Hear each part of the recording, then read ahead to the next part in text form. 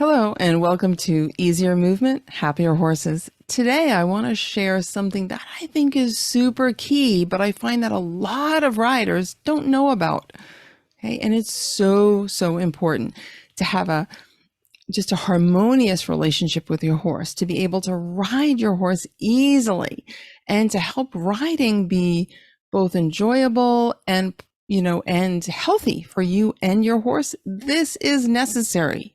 Okay, so what is this? What is the key, the missing ingredient from a lot of people? Well, I will give you an example. Okay, I think that's the best way to illustrate this. Just say you're riding your horse in the arena and you're doing a 20-meter circle.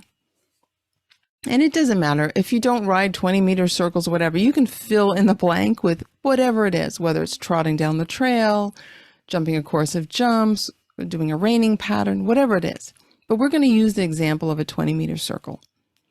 You're riding the circle, you're riding your horse, and you notice your horse feels a little stiff.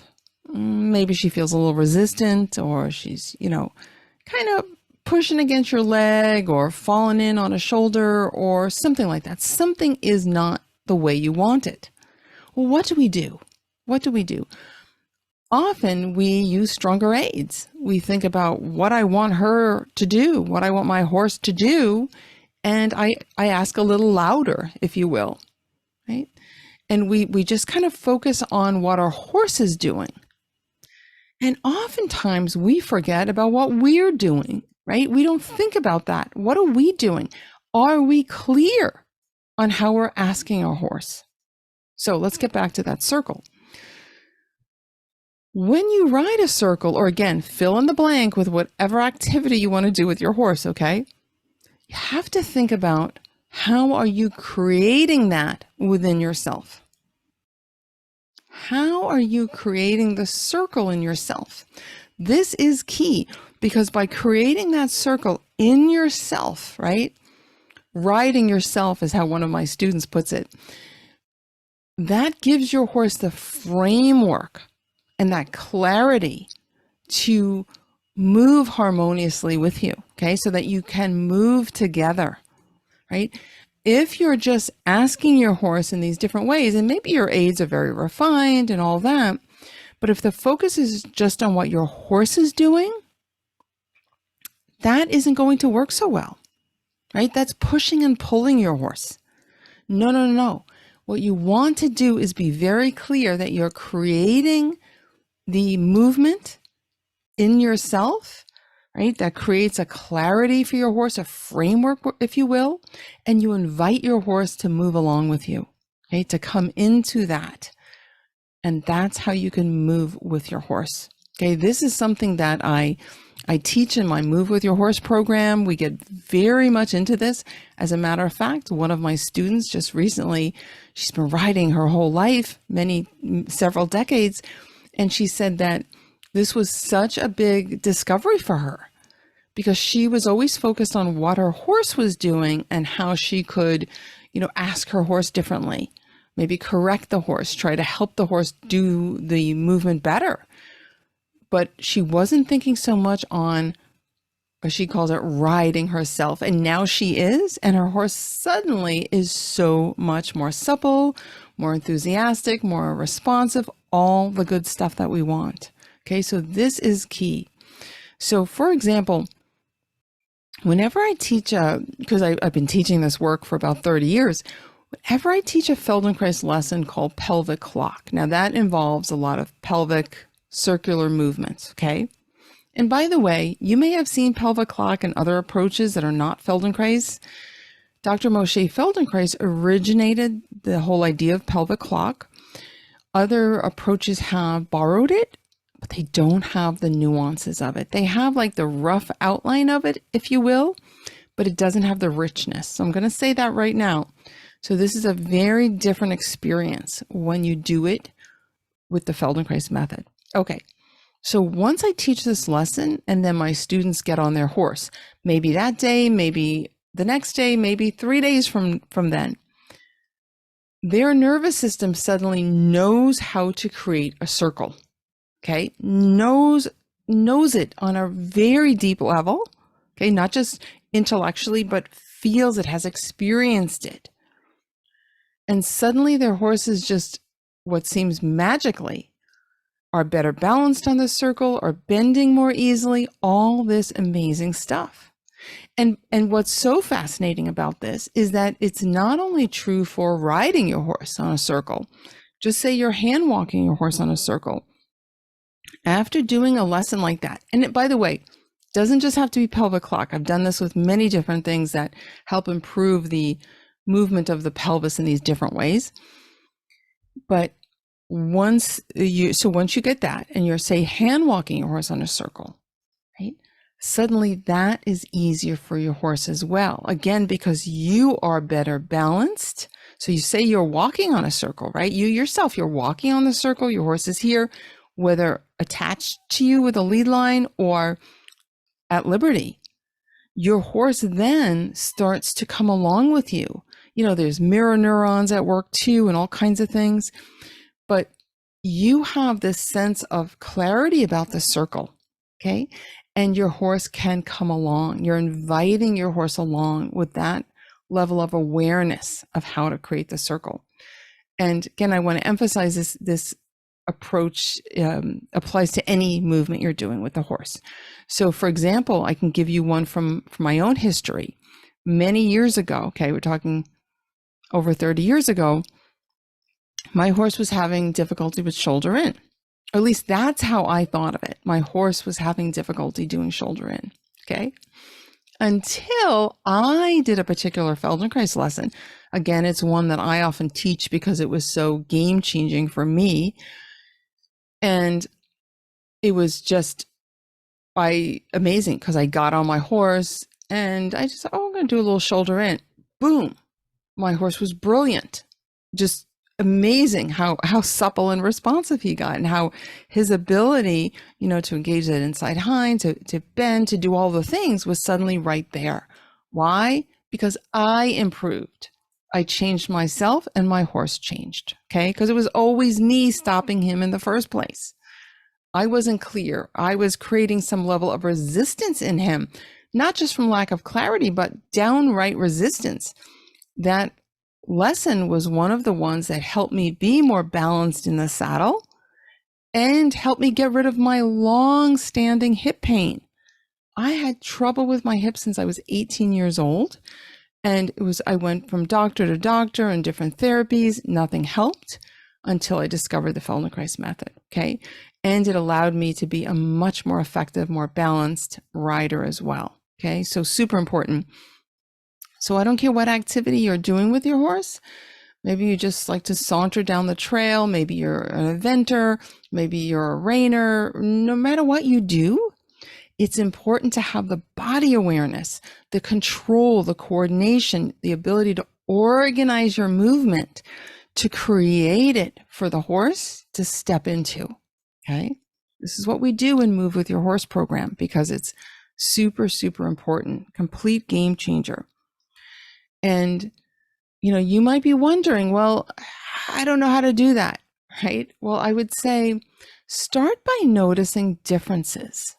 Start by noticing differences in yourself.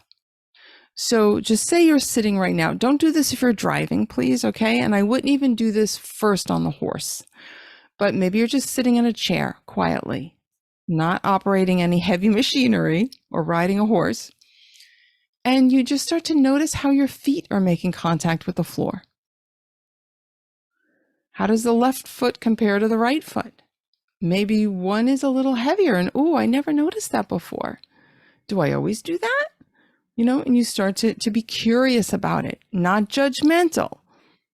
Practice what I call compassionate curiosity. That's curiosity without the judgment, okay?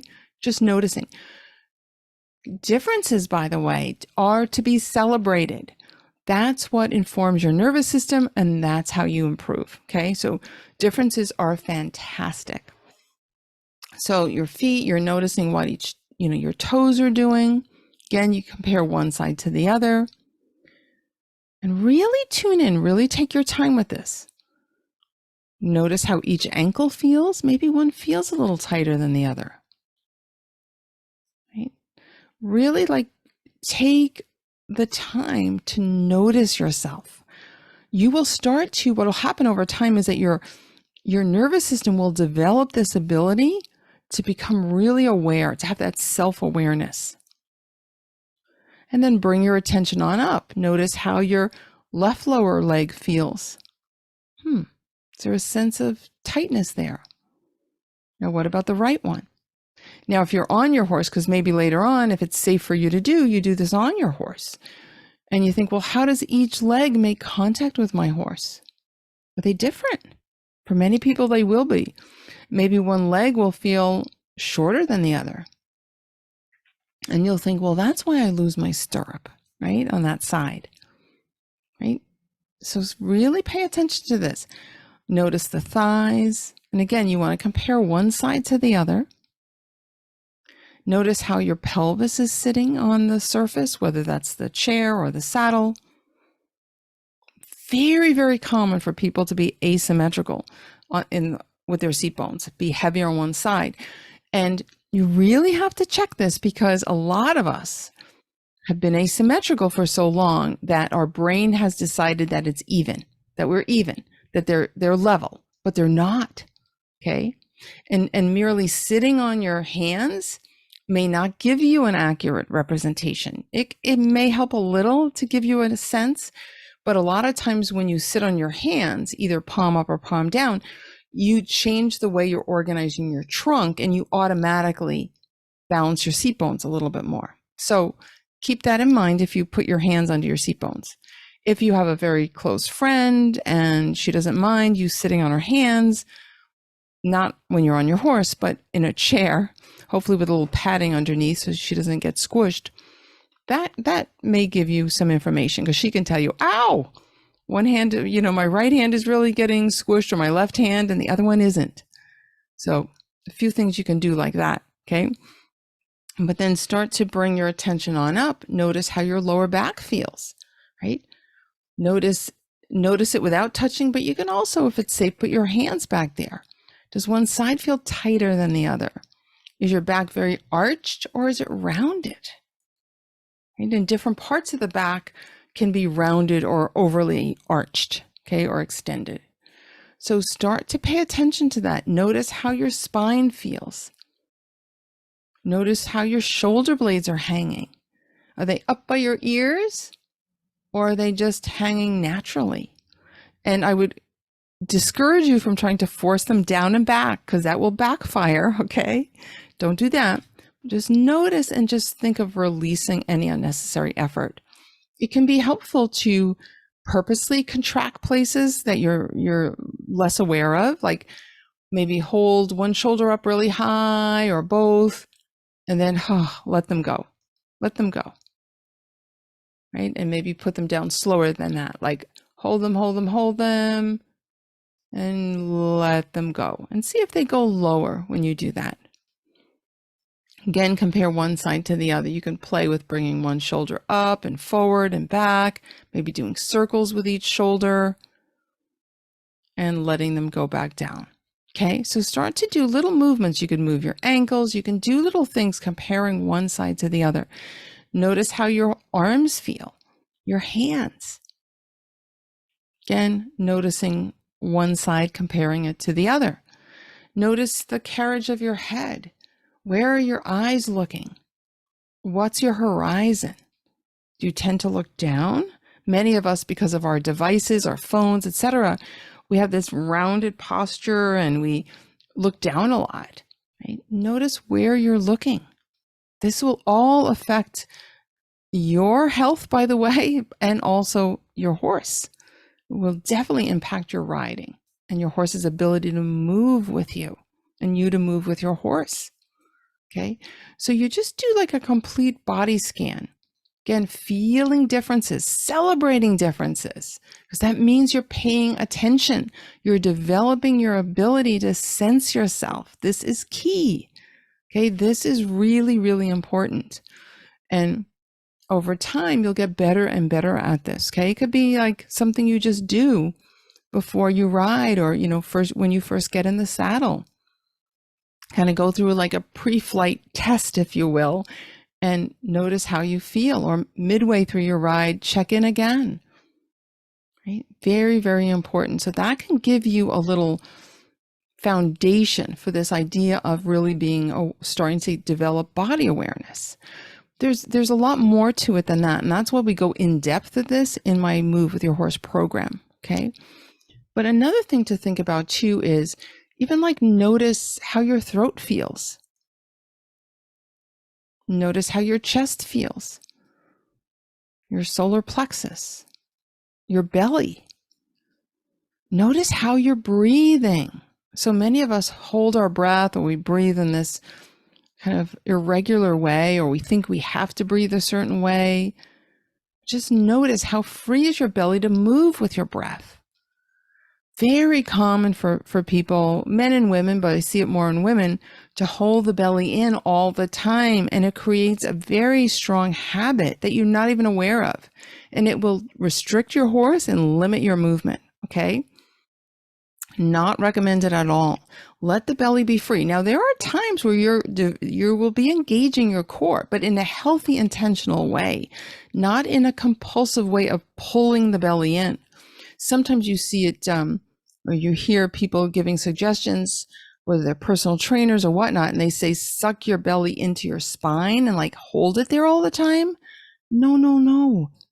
That will be very difficult for you to be able to move your pelvis and back. You know, your spine will be restricted, your pelvis, it'll affect your legs, it'll affect everything, often in a very negative way. So I wouldn't encourage you to do that, but be aware of if you're, doing that unconsciously, if you're holding the belly in. Many of us started in childhood to learn how to hold the belly in. We thought we looked better maybe, and that develops into an unconscious habit. That will restrict your horse's movement. So again, there are times when you strongly use your core, or strongly use flexor muscles, etc., but it's done intentionally, okay, and in a way that is healthy for you and healthy for your horse's movement as well. Okay, super important. So getting back to your breathing, that will also give you kind of a window into your emotions, into your emotional state, maybe into what you're thinking about. Because just like it's important to be aware of how your body is setting the stage for your horse, right? Creating the conditions for your horse, so do your thoughts. Your mind is very powerful. Okay. And so you might have all these unconscious habitual loops that you're running through, different thoughts that are not serving you. And just like with our movement habits, they can become so habitual that we're not aware of them. So check in and start to notice them.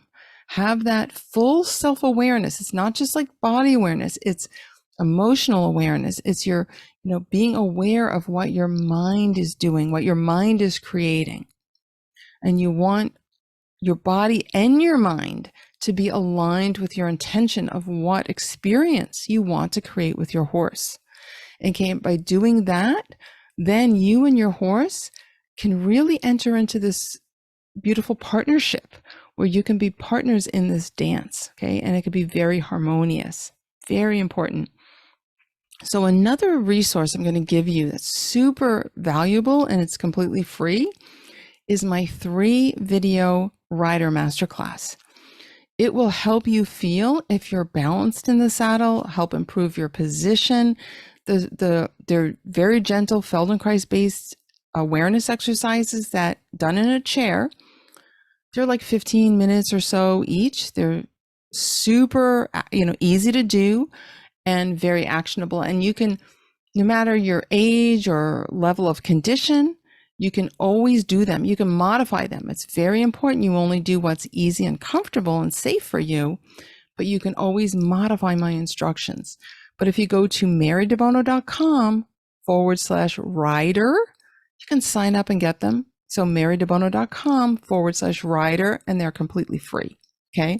So that'll really get you started on this idea of having the coordination, the awareness, the control to create the movement that you want to experience with your horse. Okay. So I hope you enjoyed this episode. I love sharing this work. So I appreciate you listening being here with me, and I can't wait to talk to you again. Bye for now.